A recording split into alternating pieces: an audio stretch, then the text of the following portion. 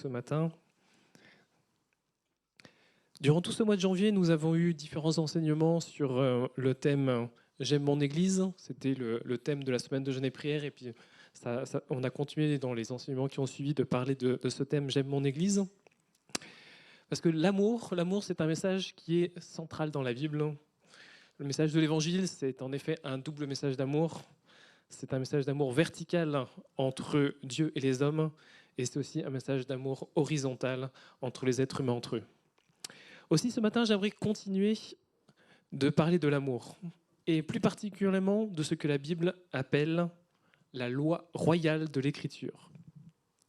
La loi royale de l'Écriture, selon la terminologie de la traduction Louis II de la Bible, savez-vous quelle est cette loi royale de l'Écriture, que d'autres traductions appellent aussi la loi du royaume de Dieu? Nous voyons cela dans Jacques au chapitre 2 et au verset 8. Qui nous dit « Si vous accomplissez la loi royale selon l'Écriture, tu aimeras ton prochain comme toi-même, vous faites bien. » Donc la loi royale de l'Écriture, c'est « Tu aimeras ton prochain comme toi-même. » Et c'est le thème du message de ce matin. Aimer son prochain comme soi-même. Donc nous verrons, pour commencer, pourquoi aimer son prochain. Nous verrons ensuite qui est mon prochain. Qu'est-ce que c'est aimer son prochain comme soi-même? Et nous verrons aussi qu'aimer son prochain, c'est une affaire de cœur. Alors pourquoi aimer son prochain? Pour répondre à cette question, lisons ensemble 1 Jean au chapitre 4, versets 20 et 21. Si quelqu'un dit « j'aime Dieu » et qu'il haïsse son frère, c'est un menteur.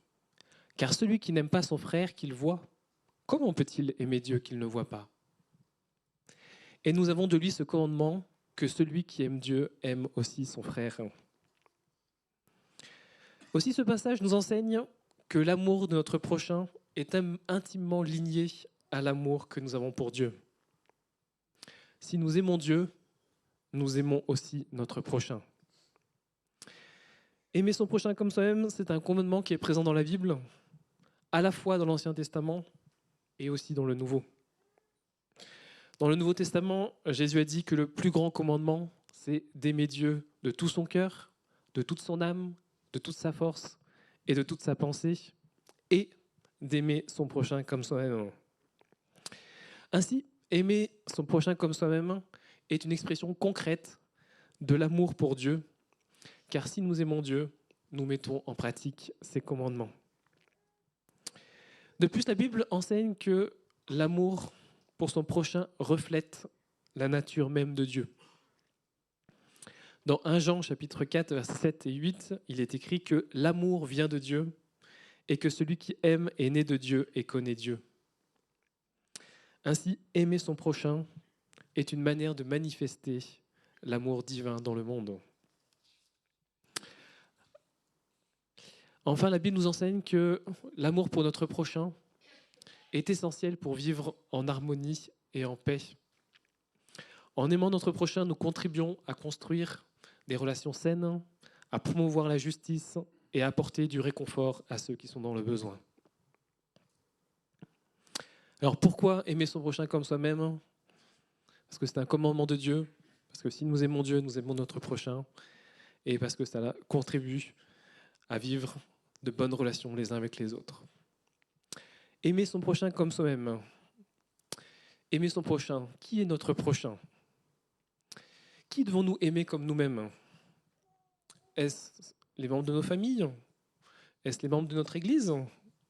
Est-ce que ce sont les membres de la même nationalité que nous? Cette question, un docteur de la loi l'a posée à Jésus. Et nous voyons cela dans le passage de la parabole du Samaritain. Et je vous propose que nous la lisons ensemble ce matin. Et nous allons voir la réponse de Jésus. Donc la parabole du Samaritain qui se trouve dans Luc au chapitre 10, à partir du verset 25. Un docteur de la loi se leva et dit à Jésus pour l'éprouver, « Maître, que dois-je faire pour hériter la vie éternelle ?» Jésus lui dit, « Qu'est-il écrit dans la loi? Qui lis-tu » Il répondit, « Tu aimeras le Seigneur ton Dieu de tout ton cœur, de toute ton âme, de toute ta force et de toute ta pensée, et ton prochain comme toi-même. Tu as bien répondu, lui dit Jésus. Fais cela et tu vivras. Mais lui, voulant se justifier, dit à Jésus, et qui est mon prochain? Jésus reprit la parole et dit, un homme descendait de Jérusalem à Jéricho. Il tomba au milieu des brigands qui le dépouillèrent, le chargèrent de coups et s'en allèrent, le laissant à demi-mort. Un sacrificateur qui, par hasard, descendait par le même chemin, ayant vu cet homme, passa outre. Un lévite, qui arriva aussi dans ce lieu, l'ayant vu, passa outre. Mais un samaritain, qui voyageait, étant venu de là, fut ému de compassion lorsqu'il le vit. Il s'approcha, banda ses plaies en y versant de l'huile et du vin, puis il le mit sur sa propre monture, le conduisit à une hôtellerie et prit soin de lui. Le lendemain, il tira 2 deniers, les donna à l'hôte et dit « Aie soin de lui, et ce que tu dépenseras de plus, je te le rendrai à mon retour. » Lequel de ces 3 te semble avoir été le prochain de celui qui était tombé au milieu des brigands? C'est celui qui a exercé la miséricorde envers lui, répondit le docteur de la loi. Et Jésus lui dit, va, et toi, fais de même. Aussi, dans cette parabole, un homme avait été attaqué par des brigands et laissé pour mort sur le bord de la route, et plusieurs personnes sont passées devant lui sans lui porter secours. Mais c'est un Samaritain, donc un Samaritain, c'était un membre d'un groupe qui était méprisé par les Juifs à l'époque. C'est lui qui s'arrête pour aider cet homme. Et ce Samaritain prend de son temps, prend de son énergie, prend de son argent pour prodiguer à cet homme tous les soins qui lui étaient nécessaires. Et la conclusion de cette parabole était que le prochain de l'homme qui était tombé entre les mains des brigands était celui qui avait fait preuve de compassion envers lui, c'est-à-dire le Samaritain.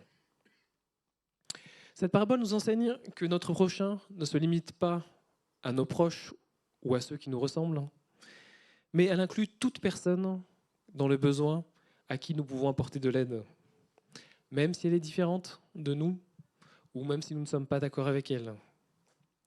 Selon la Bible, notre prochain est toute personne que nous avons l'occasion d'aider, indépendamment de son origine, de sa religion ou de son statut social. Qui est mon prochain? La parole de Dieu nous enseigne aussi, dans 1 Timothée chapitre 5 et au verset 8, qu'en tant que chrétiens, nous avons à prendre soin tout particulièrement de notre famille. 1 Timothée 5,8 nous dit « Si quelqu'un n'a pas soin des siens et principalement de ceux de sa famille, il a renié la foi et il est pire qu'un infidèle. » Ce verset met donc l'accent sur la responsabilité des croyants de prendre soin de leur famille. Il souligne que celui qui ne le fait pas est pire qu'un non-croyant.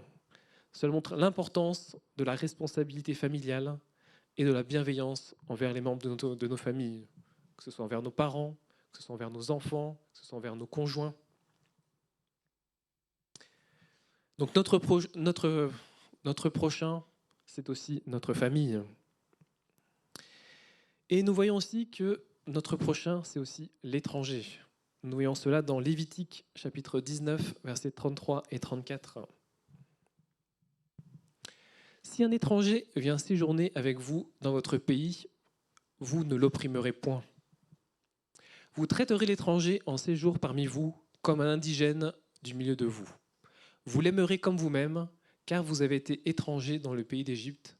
Je suis l'Éternel, votre Dieu. Dans le plan de Dieu, nous sommes invités à aimer tous les étrangers au milieu de nous, comme nous-mêmes. Dans notre pays, au niveau actualité, il y a eu cette loi sur l'immigration qui a causé beaucoup de débats. Mais ce que la parole de Dieu nous invite, c'est à aimer l'étranger comme nous-mêmes. L'amour pour l'étranger est une valeur fondamentale de la foi chrétienne. Nous, les croyants, nous sommes invités à traiter les étrangers avec gentillesse et à leur offrir tout le soutien dont ils ont besoin et de refléter l'amour et la compassion de Dieu pour toute l'humanité en l'exprimant envers eux. Qui est mon prochain? Si tout le monde est beau, si tout le monde il est gentil, c'est facile d'aimer ce petit monde beau et gentil. Jésus nous dit même que c'est ne rien faire d'extraordinaire que d'aimer ces personnes. Jésus nous appelle à beaucoup plus. Jésus nous appelle à aimer ceux qui, humainement, ceux qui, charnellement, ne sont pas aimables. Nous voyons cela dans l'évangile de Matthieu au chapitre 5, à partir du verset 43. Prenons-le ensemble. Vous avez appris qu'il a été dit, tu aimeras ton prochain et tu haïras ton ennemi. Mais moi je vous dis, aimez vos ennemis, bénissez ceux qui vous maudissent, faites du bien à ceux qui vous haïssent et priez pour ceux qui vous maltraitent et qui vous persécutent, afin que vous soyez fils de votre Père qui est dans les cieux, car il fait lever son soleil sur les méchants et sur les bons, et il fait pleuvoir sur les justes et sur les injustes. Si vous aimez ceux qui vous aiment, quelle récompense méritez-vous? Les publicains aussi n'agissent-ils pas de même? Et si vous saluez seulement vos frères, que faites-vous d'extraordinaire? Les païens aussi n'agissent-ils pas de même? Soyez donc parfaits comme votre Père céleste est parfait. Ce passage nous enseigne que notre prochain, que nous sommes appelés à aimer comme nous-mêmes, est également notre ennemi, est également le méchant, celui qui nous veut du mal, et il est même celui qui peut nous faire du mal, qui nous frappe. C'est aussi celui qui veut nous traîner en justice, qui veut plaider contre nous. C'est aussi celui qui veut prendre notre argent. C'est celui qui veut prendre notre bien. C'est celui qui veut aussi nous forcer à faire quelque chose que nous n'avons pas envie de faire, l'histoire de faire des milles. Et la conclusion de ce passage, c'est verset 48, « Soyez donc parfaits comme votre Père céleste est parfait. » En arrivant à aimer ce qui, humainement, ce qui charnellement n'est pas aimable, nous atteignons la perfection que Dieu attend de nous. Notez bien qu'il est écrit « Soyez parfaits ». Il s'agit du mode impératif. Il s'agit d'un ordre donné par Dieu. Pensez-vous que Dieu donne des ordres qu'il ne nous est pas possible de réaliser? Personnellement, je ne pense pas. Si Dieu nous demande d'être parfaits, c'est que non seulement c'est possible, mais c'est aussi ce que Dieu attend de nous. Et nous voyons aussi dans la Bible que c'est ce que Jésus a fait. Jésus, lorsqu'il est venu sur la terre, il a revêtu la condition d'homme. Philippiens 2, au verset 7, nous dit « Mais il s'est dépouillé lui-même en prenant une forme de serviteur, en devenant semblable aux hommes et ayant paru comme un simple homme. » Donc Jésus a pris la condition d'un homme afin qu'il puisse être un modèle pour chacun d'entre nous. Ce que Jésus a fait en tant qu'homme, cela nous montre que nous avons la possibilité de suivre le même exemple que lui l'a fait. Et Jésus, dans Romains 5, versets 7 à 8, nous voyons ce qu'il a fait pour nous. Il nous est dit « À peine mourrait-on pour un juste, quelqu'un peut-être mourrait-il pour un homme de bien. Mais Dieu prouve son amour envers nous, en ce que lorsque nous étions encore des pécheurs, Christ est mort pour nous. » Dieu a pris l'initiative de l'amour. Dieu a pris l'initiative de l'amour d'aimer ceux qui étaient des pécheurs, d'aimer ceux qui l'offensaient, d'aimer ceux qui lui faisaient du mal, d'aimer ceux qui l'insultaient, d'aimer ceux qui l'outrageaient, d'aimer ceux qui lui disaient toutes sortes de fausses choses, de fausses choses sur lui. Dieu a pris l'initiative de l'amour. Et nous voyons dans 1 Jean au chapitre 4, versets 9 à 19, toute la profondeur de cet amour. L'amour de Dieu a été manifesté envers nous en ce que Dieu a envoyé son Fils unique dans le monde afin que nous vivions par lui. Et cet amour consiste non point en ce que nous avons aimé Dieu, mais en ce qu'il nous a aimés et a envoyé son Fils comme victime expiatoire pour nos péchés. Et on va sauter jusqu'au verset 16. Et nous avons connu l'amour que Dieu a pour nous et nous y avons cru. Dieu est amour, et celui qui demeure dans l'amour demeure en Dieu, et Dieu demeure en lui. Tel il est, tel nous sommes aussi dans ce monde. C'est en cela que l'amour est parfait en nous, afin que nous ayons de l'assurance au jour du jugement. La crainte n'est pas dans l'amour, mais l'amour parfait bannit la crainte, car la crainte suppose un châtiment, et celui qui craint n'est pas parfait dans l'amour.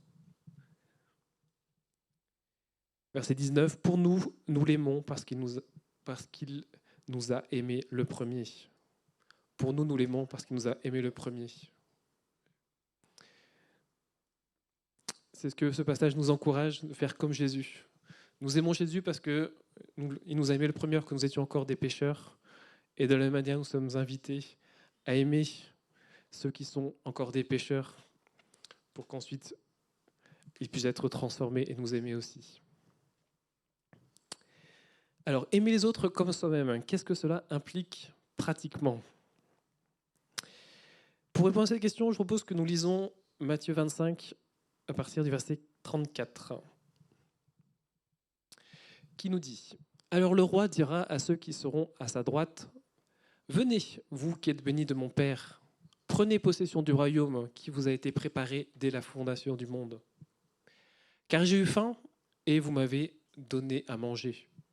J'ai eu soif et vous m'avez donné à boire.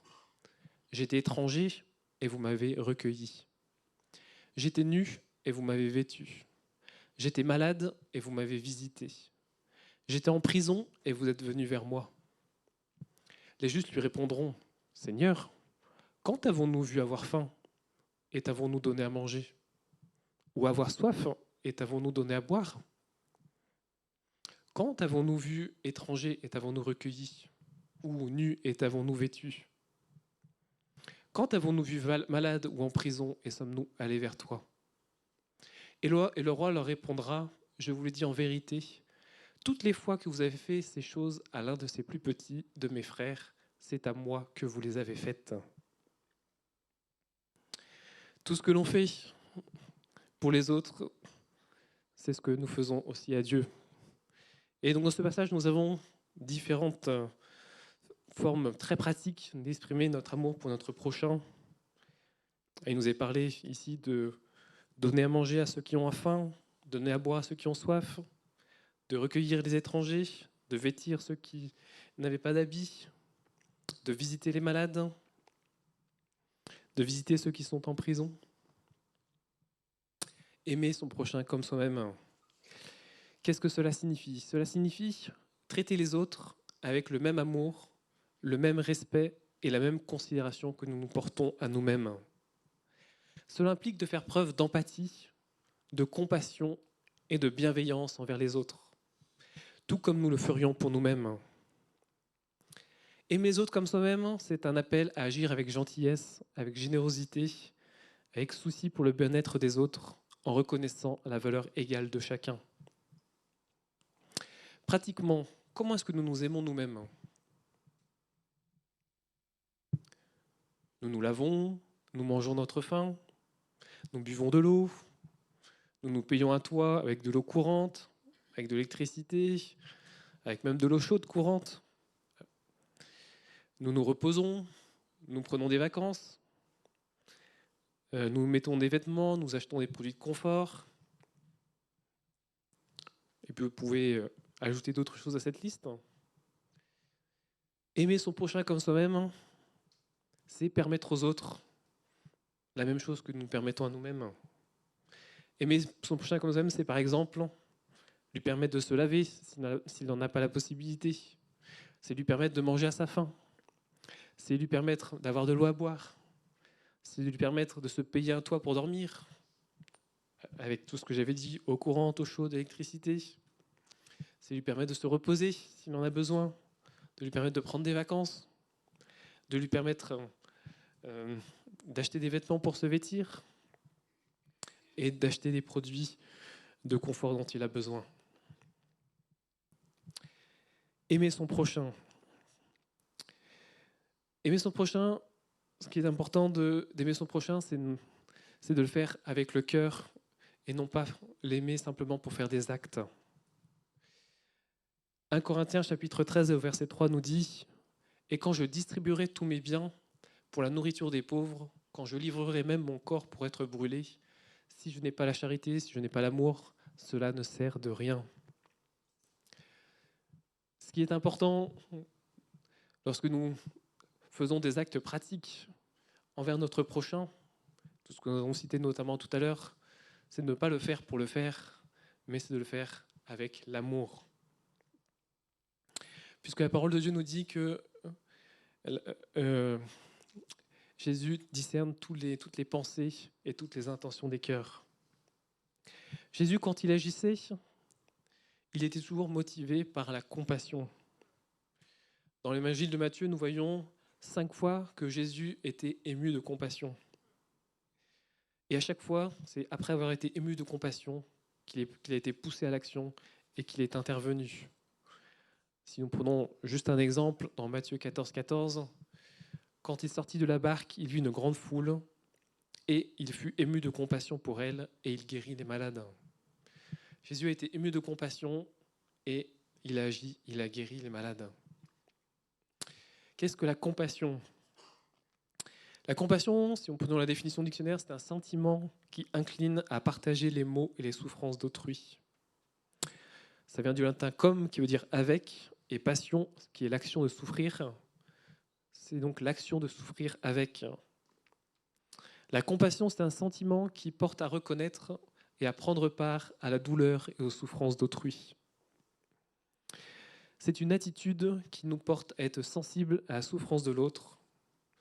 Devant la douleur d'autrui, nous pouvons vivre différentes émotions. Il peut s'agir de tristesse, d'indignation, qui sont suscitées par ce que nous observons chez la personne qui souffre.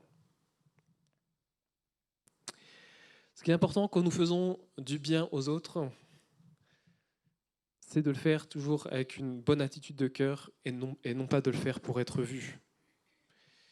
Nous lisons cela dans Matthieu 6, versets 1 à 4, qui nous dit « Gardez-vous de pratiquer votre justice devant les hommes pour en être vus, autrement vous n'aurez point de récompense auprès de votre Père qui est dans les cieux. Lors donc que tu fais l'aumône, ne sonne pas de la trompette devant toi, comme font les hypocrites dans les synagogues et dans les rues, afin d'être glorifiés par les hommes. Je vous le dis en vérité, ils reçoivent leur récompense. Mais quand tu fais l'aumône, que ta main gauche ne sache pas ce que fait ta droite, afin que ton aumône se fasse en secret, et ton Père qui voit dans le secret te le rendra. » Quand tu donnes, quand tu aides ton prochain, ce passage nous dit que ta main gauche ne sache pas ce que fait ta main droite.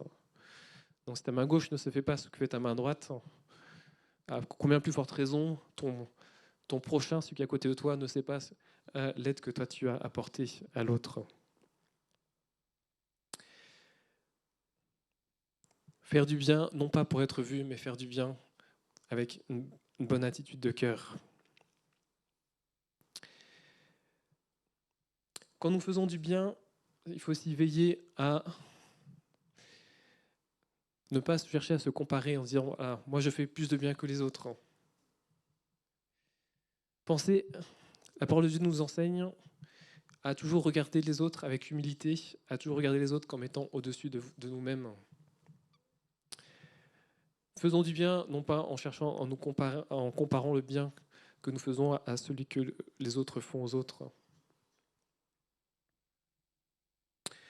Dans Luc 17, il est écrit « Vous de même, quand vous avez fait tout ce qui vous a été ordonné, dites « Nous sommes des serviteurs inutiles, nous avons fait ce que nous devions faire. » En tant que chrétiens, ensemble, en tant qu'enfants de Dieu, nous sommes là pour faire ce que Dieu nous demande de faire. Nous sommes des serviteurs inutiles. Nous n'avons pas à nous glorifier pour le bien que nous faisons aux autres. Faire du bien aux autres, c'est une démonstration de notre amour pour Dieu, mais ce n'est pas une méthode pour être sauvé. Éphésiens 2, versets 8 à 10 nous dit « C'est par la grâce que vous êtes sauvés, par le moyen de la foi. Et cela ne vient pas de vous, c'est le don de Dieu. Ce n'est point par les œuvres, afin que personne ne se glorifie. Car nous sommes son ouvrage, ayant été créés en Jésus-Christ pour de bonnes œuvres, que Dieu a préparées d'avance, afin que nous les pratiquions. » Nous sommes sauvés, non pas par les bonnes œuvres que nous faisons, mais nous sommes sauvés par la foi en Jésus-Christ. Mais ce passage nous dit que quand même, Dieu nous a créés pour faire de bonnes œuvres. Dieu a préparé des œuvres pour chacun d'entre nous afin que nous les pratiquions. Donc si Dieu les a préparées pour que nous les pratiquions, il s'attend à que nous le faisons.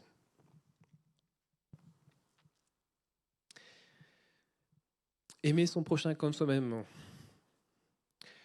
Quand nous aimons notre prochain comme nous-mêmes, quand nous faisons du bien autour de nous,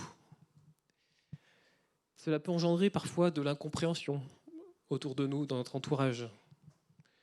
Et nous voyons ce qui est arrivé à Jésus dans Jean chapitre 10, versets 32 à 33, où Jésus dit « Je vous ai fait voir plusieurs œuvres venant de mon Père, pour laquelle me lapidez-vous » Les Juifs lui répondirent « Ce n'est point pour une bonne œuvre que nous te lapidons, mais pour un blasphème, et parce que toi, qui es un homme, tu te fais Dieu. » Là, nous voyons que Jésus, quand il était sur terre, il ne faisait que des bonnes œuvres, et pourtant, les Juifs ont voulu le lapider pour cela. Faire aimer son prochain comme soi-même peut engendrer de l'incompréhension de notre entourage, de la même manière que Jésus a été incompris par les Juifs. Et pour conclure, j'ai invité le groupe de louanges à venir. Nous avons vu cette parabole du bon samaritain, où donc, il y avait une personne qui avait été blessée, et nous avons vu différentes attitudes.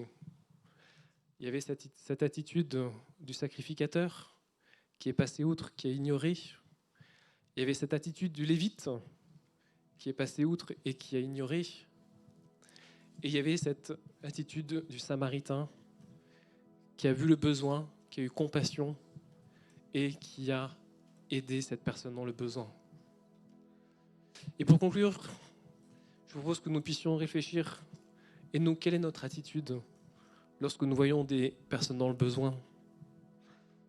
Est-ce que nous passons outre? Est-ce que nous nous disons « Ah c'est bien un autre qui va s'en occuper » Ou est-ce que nous répondons aux besoins en démontrant notre amour pour Dieu et pour la personne dans le besoin?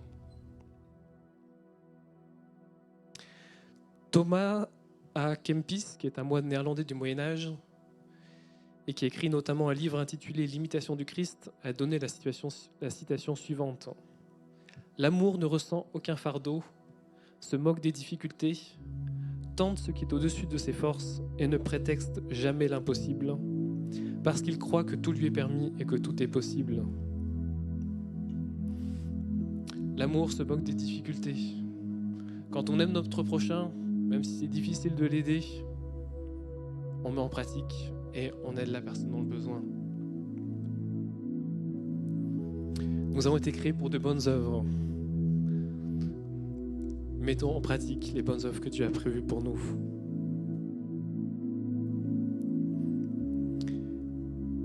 Et je conclurai avec ce passage de Galates 5,13 qui nous dit « Frères, vous avez été appelés à la liberté, seulement ne faites pas de cette liberté un prétexte de vivre selon la chair, mais rendez-vous par la charité, serviteurs les uns des autres. Car toute la loi est accomplie dans une seule parole. Dans celle-ci, tu aimeras ton prochain comme toi-même. » Nous avons la liberté d'aimer, d'aider ou ne pas aider notre prochain. Mais ce passage nous incite, nous explique que c'est accomplir la parole de Dieu que de mettre en pratique. Tu aimeras ton prochain comme toi-même. Amen.